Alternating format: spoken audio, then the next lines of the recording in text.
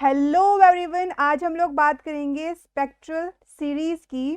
लेकिन उससे पहले हम लोग डिस्कस करेंगे formula for finding wavelength of emitted photon. अगर हमें किसी एमिटेड फोटोन की वेवलेंथ निकालनी है तो उसका एक मेन फॉर्मूला होता है। आज मैं उस फॉर्मूले के बारे में बताऊंगी। जैसे कि मैंने आपको लास्ट लेक्चर में बताया था कि अगर इलेक्ट्रॉन N2 से N1 पे जा रहा है तो जो एनर्जी होगी ऑफ एमिटेड फोटोन उसकी वैल्यू कितनी होगी, En2 माइनस En1।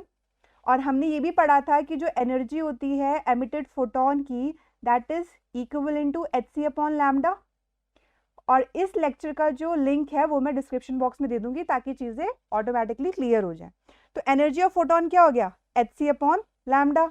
और आप ये भी जानते हैं कि जो एनर्जी होता है nth लेवल की जो बोर ने दी थी उसकी वैल्यू कितनी होती है, -13.6 Z² upon n² electron volt. Is that clear? तो जब मैं बात कर रही हूँ En2 की तो इसकी वैल्यू कितनी हो जाएगी, -13.6 इंटू Z² अपॉन n2 का स्क्वायर, क्योंकि हम सेकेंड शेल की बात कर रहे हैं। और अगर मैं बात कर रही हूँ En1 की तो ये माइनस यहाँ पर आएगा, फिर ये वैल्यू भी कितनी होगी, -13.6 Z² अपॉन n1 का स्क्वायर। अब यहाँ पर हम लोग Z की वैल्यू 1 इस वजह से नहीं रख रहे हैं क्योंकि ज़रूरी नहीं कि हाइड्रोजन एटम हो, हाइड्रोजन एटम के अलावा कोई और एटम भी हो सकता है। तो हम लोग बेसिकली एक जनरलाइज्ड फॉर्मूला फाइंड आउट करने की कोशिश कर रहे हैं। क्लियर है? और जो Z की जो वैल्यू है that will remain same. Reason, क्योंकि हम सिर्फ और सिर्फ किसी एक पर्टिकुलर एटम के बारे में बात कर रहे हैं। किसके बारे में? एक पर्टिकुलर एटम के बारे में। Is that clear? तो अगर आप इस पूरे फॉर्मूले को देखो तो इसमें कुछ टर्म्स कॉमन आ रही हैं। वो कौन कौन सी टर्म है? एक तो है 13.6 और दूसरी टर्म कौन सी है, Z²। जो ये दोनों वैल्यू है ये दोनों में क्या आ रही है, कॉमन आ रही है। तो ये माइनस माइनस क्या हो जाएगा, प्लस हो जाएगा। तो हमारे पास वैल्यू क्या आएगी, हमारे पास वैल्यू आएगी Hc upon lambda equals to 13.6 Z²। अब यहाँ पे तो प्लस हो गया तो ये कितना आ जाएगा, 1 अपॉन n1 का स्क्वायर माइनस 1 अपॉन n2 का स्क्वायर। क्लियर है? अब इसके बाद अगर आप लोग ध्यान से देखो तो H भी आपका क्या है, कांस्टेंट है, और C भी आपका क्या है, कांस्टेंट है। इस Hc को मैं 13.6 Z² के डिनोमिनेटर में ले गई तो ये वैल्यू कुछ ऐसी आएगी, 13.6 Z² अपॉन Hc। H आपका बेसिकली क्या है, प्लैंक कांस्टेंट, जिसकी वैल्यू कितनी होती है, जिसकी वैल्यू होती है 6.626 into 10 to the power -34 joule second. और अगर मैं बात करती हूँ C की तो C क्या है, speed of light that is 3 into 10 to the power 8 metre per second. Clear है? तो 13.6 अपॉन Hc, जब मैं इन दोनों वैल्यूज को यहाँ पर पुट करूंगी तो मुझे कितना मिलेगा, 1.09 into 10 to the power 7 metre inverse. और ये जो वैल्यू होती है इसी को हम लोग क्या कहते हैं, रिडबर्ग कांस्टेंट, और इसे डिनोट करते हैं कैपिटल R से।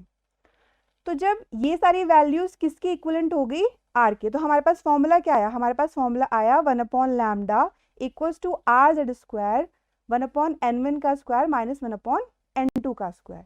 तो ये जो आपका फॉर्मूला आ रहा है this is the direct formula for finding wavelength of emitted photon. ये डायरेक्ट फॉर्मूला है जिससे आप लोग वेवलेंथ फाइंड आउट कर सकते हो किसी भी एमिटेड फोटोन की। क्लियर हुआ? अब क्वेश्चन सबसे पहला ये पुटअप होता है कि ये N1 N2 क्या है। तो N1 क्या है, बेसिकली जहां पर इलेक्ट्रॉन आ रहा है, और N2 क्या है, N2 वो है जहां से इलेक्ट्रॉन आ रहा है। तो ये जो ना तो डिफरेंस है ना, इसका आप लोग प्लीज ध्यान रखना। क्लियर है? बाकी तो आपको पता ही है, R रिडबर्ग कांस्टेंट है, Z क्या इंडिकेट कर रहा है, एटॉमिक नंबर को इंडिकेट कर रहा है, लैम्डा क्या है, वेवलेंथ। क्लियर है? तो चलिए अब बात करते हैं स्पेक्ट्रल सीरीज की। जब मैं बात करती हूँ स्पेक्ट्रल सीरीज की तो स्पेक्ट्रल सीरीज में हमें बहुत सारी सीरीज के बारे में पढ़ना है, ठीक है। लेकिन उससे पहले मैं यहाँ पर एनर्जी लेवल कंसिडर कर रही हूँ, और वो एनर्जी लेवल किसके लिए है, हाइड्रोजन एटम के लिए। और ये चीज़ मैं बोर एटॉमिक मॉडल में पढ़ा चुकी हूँ, तो इसका लिंक भी मैं डिस्क्रिप्शन बॉक्स में दे दूंगी, तो आप उस लेक्चर को एक बार ज़रूर देख लेना ताकि एनर्जी लेवल किस तरीके से फाइंड आउट करना है आपको ये चीज़ समझ में आ जाएगी। क्लियर है? चलिए अब अगर बोर की मैं बात करूं, अगर मैं एक बार आपको रिमाइंड करवा दूं, अगर मैं बोर एटॉमिक मॉडल की बात करूं, तो बोर ने जो एनर्जी फाइंड आउट करने का जो फॉर्मूला था वो क्या था, -13.6 Z² upon n² electron volt, यही तो था।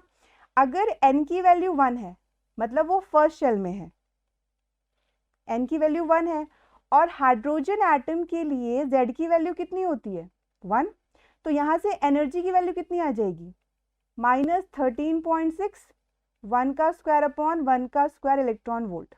तो एनर्जी कितनी आएगी, -13.6 इलेक्ट्रॉन वोल्ट, यस और नो, यही तो आएगी। क्लियर है।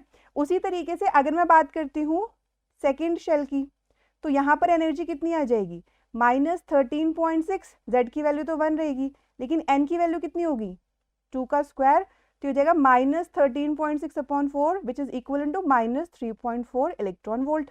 ऐसे आप बाकी एनर्जी लेवल्स को भी निकाल सकते हो। क्लियर है। तो अगर आप लोग यहाँ पर एक चीज नोटिस करो, जो फर्स्ट एनर्जी शेल है उसकी वैल्यू कितनी आ रही है, -13.6, दूसरे की -3.4, तीसरे की -1.51, और उसके बाद फोर्थ वाले की -0.85 और फिफ्थ वाले की -0.54 इलेक्ट्रॉन वोल्ट। अगर n टेंड्स टू इंफिनिटी हो गया तो हमारी एनर्जी कितनी हो जाएगी, 0। क्यों, energy is equal to -13.6 Z² upon n² होता है, तो -13.6, Z की वैल्यू कितनी है, 1 का स्क्वायर, और n की वैल्यू कितनी है, इन्फिनिटी, और 1 अपॉन इन्फिनिटी किसके इक्वलेंट होता है, 0 के, तो ये एनर्जी कितनी आ गई, 0। क्लियर है। और यहां से आपको एक और चीज समझ में आई, ऑन मूविंग, जैसे जैसे हम लोग नंबर ऑफ शेल्स बढ़ा रहे हैं, तो जो एनर्जी है वो क्या हो रही है, वो इंक्रीज हो रही है, यस और नो। क्लियर है इतना। चलो अब बेसिकली देखो होता क्या है स्पेक्ट्रल सीरीज में, अगर इलेक्ट्रॉन सेकेंड शेल में है, सेकेंड एनर्जी शेल से वो फर्स्ट में आ रहा है, या थर्ड से वो फर्स्ट में आ रहा है, या फोर्थ से वो फर्स्ट में आ रहा है, फिफ्थ से वो फर्स्ट में आ रहा है, सिक्स्थ से वो फर्स्ट में आ रहा है, सेवन से वो फर्स्ट में आ रहा है, या इन्फिनिटी से फर्स्ट में आ रहा है, तो जो भी इलेक्ट्रॉन कहीं से भी आ रहा है तो वो किस में फॉल कर रहा है, फर्स्ट एनर्जी शेल में। तो ऐसे केसेस में ये कह सकती हूँ कि n1 की वैल्यू कितनी होगी, 1 होगी। तो इस केस में जो भी वेवलेंथ या जो भी फोटोन एमिट हो रहा है वो किस सीरीज में आएगा, वो आएगा लाइमन सीरीज में। और जो लाइमन सीरीज है ये किस रीजन में फॉल करती है, ये फॉल करती है यूवी रीजन में, UV region in the sense ultra violet region. Clear है। सो बेसिकली अब ये मान लो कि इलेक्ट्रॉन फर्स्ट से एक्साइट होके थर्ड में गया, और वो थर्ड से फॉल होके वो 1 में ना आके सेकंड में रुक जा रहा है, तो इलेक्ट्रॉन थर्ड से किस में आ रहा है, 2 में आ रहा है। क्लियर है। और वही इलेक्ट्रॉन फोर्थ से किस में आ रहा है, 2 में आ रहा है, फिफ्थ से 2 में, सिक्स्थ से 2 में, सेवेंथ से 2 में, और इन्फिनिटी से भी 2 में। तो जो भी इलेक्ट्रॉन फॉल कर रहा है वो किस में कर रहा है, जहां पर n1 की वैल्यू कितनी आ रही है, 2 आ रही है। तो मतलब जो भी वेवलेंथ हमें इसमें जो भी वेवलेंथ या फोटोन जो भी एमिट होगी वो किस सीरीज में आएगी, वो आएगी बाल्मर सीरीज में। और ये किस रीजन में आता है, ये आता है विजिबल रीजन में। ये कौन से रीजन में आता है, विजिबल रीजन में।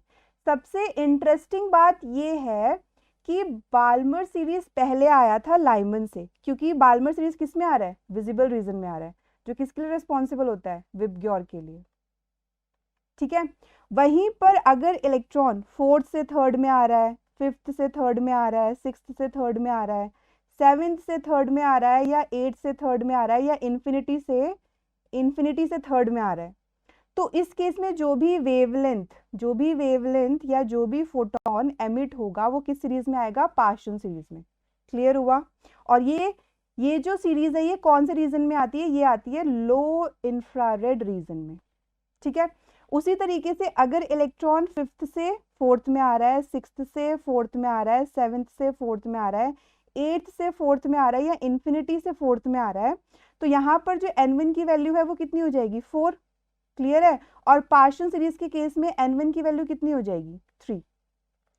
तो इस केस में जहां पर n1 की वैल्यू 4 आ रही है, इस केस में जो भी वेवलेंथ या जो भी फोटोन एमिट होगा वो कौन से सीरीज में आएगा, वो आएगा ब्रैकेट सीरीज में। और ये भी किस में फॉल करता है, ये कौन से रीजन में फॉल करता है, जो ब्रैकेट सीरीज है ये भी तुम्हारा फॉल करता है लो इंफ्रारेड रीजन में।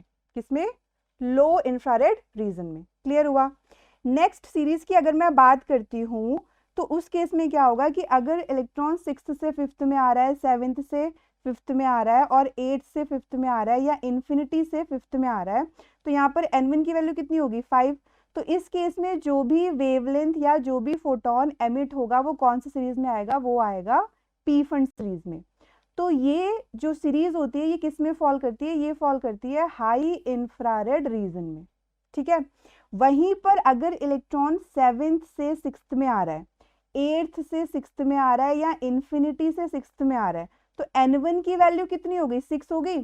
तो इसके केस में जो भी वेवलेंथ या जो भी फोटोन एमिट होगा वो कौन से सीरीज में आएगा? वो आएगा हम्फ्रे सीरीज में। कौन से सीरीज में? हम्फ्रे सीरीज में। और ये भी कौन से रीजन में फॉल करता है? ये भी फॉल करता है हाई इंफ्रारेड रीजन में फॉल करता है। क्लियर हुआ? सो इसी को हम लोग क्या कहते हैं? Emission spectrum, which is really very important. इसी को हम लोग क्या कहते हैं? Emission spectrum. क्लियर हुआ? अगर मैं आपको शॉर्ट में एक्सप्लेन करूं तो मेरी बात बहुत ध्यान से सुनो। जो भी आपका इलेक्ट्रॉन है, जो भी आपका इलेक्ट्रॉन है वो कहीं से भी आकर अगर फर्स्ट में गिर रहा है, जो भी आपका इलेक्ट्रॉन है वो किसी भी शेल से आ रहा है और आके कहाँ पे गिर रहा है? फर्स्ट से, तो हम उसको क्या बोल देंगे? लाइमन। कोई भी इलेक्ट्रॉन अगर कहीं से आके सेकंड में गिर रहा है तो हम उसको क्या बोल देंगे? बाल्मर। कोई भी इलेक्ट्रॉन अगर कहीं से भी आके थर्ड एनर्जी शेल में गिर रहा है तो हम उसको क्या बोल देंगे? पाशन। कोई भी इलेक्ट्रॉन अगर कहीं से आके फोर्थ एनर्जी शेल में गिर रहा है तो हम उसको क्या बोल देंगे? ब्रैकेट। कोई भी इलेक्ट्रॉन अगर कहीं से भी आके फिफ्थ एनर्जी शेल में गिर रहा है तो हम उसको क्या बोल देंगे? पी फिंड। कोई भी इलेक्ट्रॉन अगर कहीं से भी आके किस में गिर रहा है? 6th में, तो हम उसको क्या बोल देंगे? हम्फ्रे। क्लियर हुआ? So this is all about spectral series. So class, अगर आपको इस लेक्चर से रिलेटेड कोई भी डाउट है तो आप कमेंट कर सकते हैं। Till then keep smiling, keep shining and good bye.